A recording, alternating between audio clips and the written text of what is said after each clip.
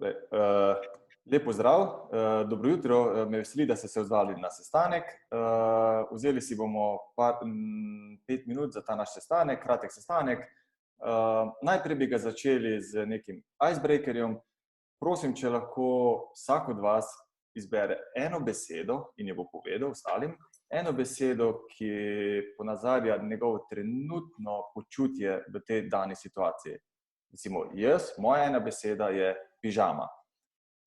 In zdaj bom jaz vas prosil za vsakega, če lahko poveste to besedo in lahko prosim, če rad začne, recimo, če je naslednji Peter. Eno. Breda, prosim.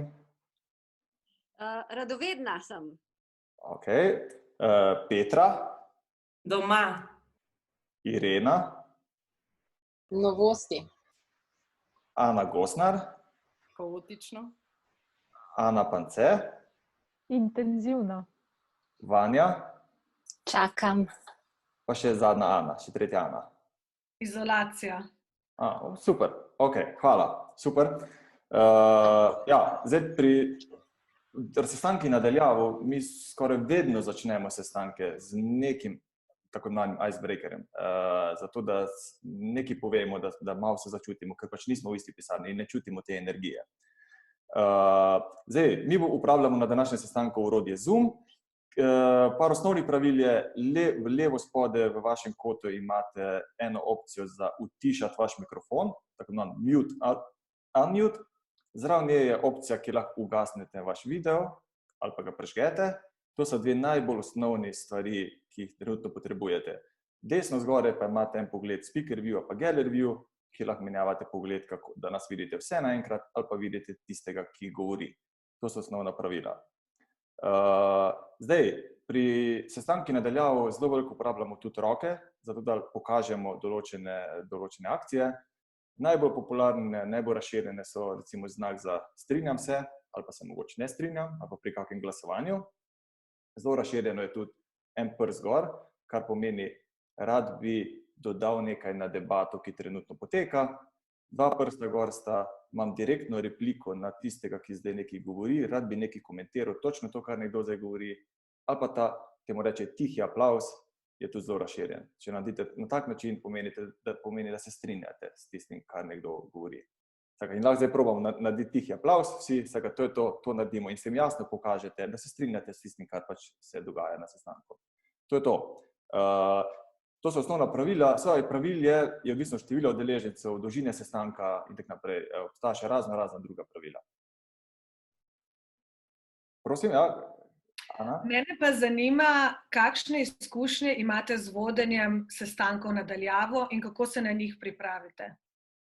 Ja, jaz sem več kot 4 leta bil član tudi ene ekipe, ki je delovala izključno nadaljavo, ene remote ekipe, kjer smo bili 9 članov od Indije do Kanade. Moje izkušnje, imam precej izkušnj, sem bil tedensko z njimi v navezi. Predvsem se mi zdi še bolj pomembno te neki dogovori o tem, kako bomo delovali. Temu v angleščini reče team agreements. Skratka, in ponavadi v teh dogovorih probamo pokriti 3 teme. Ena tema je informacije, kje so informacije, kako delimo informacije, kako uporabljamo neke informacije, komu morajo biti dostopne kakšne informacije. To je eno področje. Drugo je komunikacija, način komunikacije, s čim imamo videoposnetke, kako uporabljamo maile, kdaj uporabljamo, ne vem, razne WhatsAppe, razne orodja za chat. Vsaka komunikacija.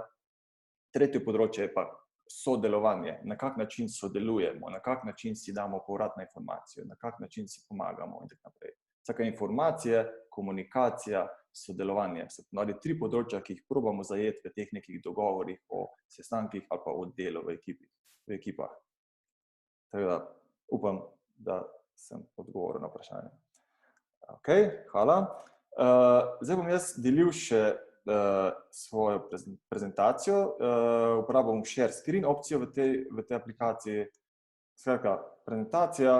Ena stvar, ki je zelo priporočljiva v tem orodju, ki se imenuje Zoom, je, da ko nekdo deli svojo prezentacijo, kot vam jaz zdaj delim, je, da izberete eno možnost, ki se imenuje side by side view. To pomeni, da s to možnostjo boste lahko naenkrat na ekranu gledali tako mojo prezentacijo, kot še vedno obraze eno drugega. Skratka, obenem imamo še vedno sestanek, še vedno se vidimo, še vedno vidimo naše obraze in spremljate prezentacijo. Vmes, ko bom jaz za to razlagal, vas prosim, če lahko to naredite. Par osnovnih pravil še.